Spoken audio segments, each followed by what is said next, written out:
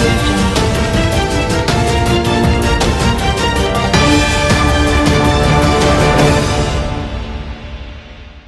Ghaziabad police ने एक ऐसे गैंग का खुलासा किया है जो मोबाइल टावर से चिप निकालकर कबाड़ी को बेचा करते थे।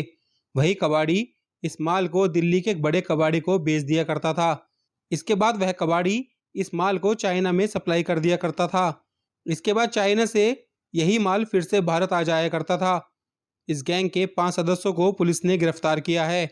आपको बता दें, लगातार पुलिस को यह सूचना मिल रही थी कि इस तरह से टावरों में चोरी हो रही है। पुलिस ने गिरफ्तार आरोपियों के पास से 14 ढक्कन, 65 Jio plate, 145 telecom card, 105 BlackBerry mobile, 2 LMC card और 5 LMD कार्ड भी बरामद किए हैं। इन आरोपियों ने अब तक 1.5 से 2 करोड़ रुपए ट्रांजैक्शन की है, जो कि सारी पेमेंट चाइना में ही हुई है। पुलिस इस मामले की और भी तफ्तीश कर रही है कि इसके तार कहां कहां जुड़े हुए हैं। फिलहाल इन आरोपियों को गिरफ्तार कर लिया गया है और मामले की वैधानिक कार्रवाई की जा रही है। लोनी पुलिस ने और क्राइम ब्रांच ने दोनों ने मिलकर पकड़ा है। इसमें हम लोगों ने इनसे काफ़ी बरामदगी की है। इनसे काफ़ी मात्रा में जो नेटवर्क कार्ड होते हैं, LCC card, LMD card, plate एवं अन्य सामान इन लोग के पास से मिले हैं। ये जियो के जो टावर होते हैं, रिलायंस जियो के टावर, उनसे ये चोरी होते थे। ये डिवाइस एक होती है, बड़ी डिवाइस होती है, लगभग 1.5 से 2 फीट के आसपास की। उसमें पूरा चिप्स होती हैं। इसके अलावा एल्युमिनियम की बड़ी हैवी डिवाइस होती है। तो उसको ये तोड़कर वहाँ से निकाल लेते थे। फिर उसको निकालने के बाद इनकी एक पूरी चेन थी। जो चोर थे वो फर्दर किसी को देते थे। फिर जो छोटा कबाड़ी होता था वो एक बड़े किसी कबाड़ी को, जो इसका मेन काम करता है दिल्ली में, जैसे कि हमारे केस में जहांगीर है, तो वो अंततः जहांगीर के पास पहुँचता था सारा माल। फिर जहांगीर उसमें से जो काम की चीज़ें होती हैं उनको 2 अलग अलग हिस्सों में करता था। जैसे एल्युमिनियम, कॉपर जो उसका निकलना है वो अलग हो गया, उसको अपना गला के, और कुछ गोल्ड की भी मात्रा निकलती थी, उसको गला के अपना मार्केट में बेच देता था। इसके अलावा जो इलेक्ट्रॉनिक उसमें आइटम था, चिप्स, मदरबोर्ड्स, वो सबको एक अलग सेग्रीगेट करता था।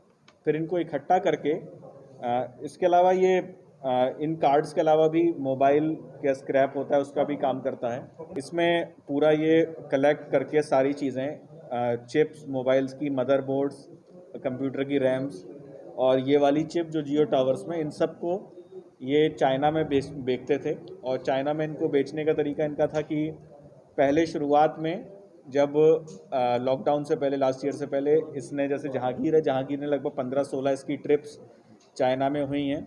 चाइना में ग्वांगजू और शेंजन में, वहाँ पर ये तब फिज़िकली लेके जाते थे।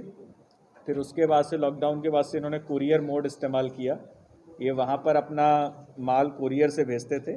कुरियर में चाइना में इस माल की खपत ज़्यादा है, क्योंकि वहाँ से वो इस पुराने माल को यूज़ करके एक रीफर्बिश करके नया माल में इन सब चीज़ों को यूज़ करते हैं, नई डिवाइसेस में, नई चीज़ों में।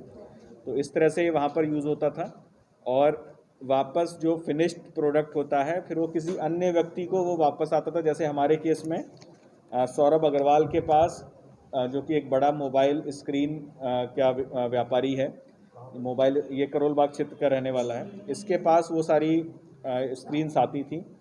फिर सौरभ उसके बदले में जहांगीर को पैसा दे देता था। और इसी तरह से जो चाइनीज़ वहाँ पर हैं 2 लोग, सौरभ का क्लाइंट और जहांगीर का क्लाइंट, इन दोनों के बीच में पैसे का ट्रांजैक्शन भी होता था।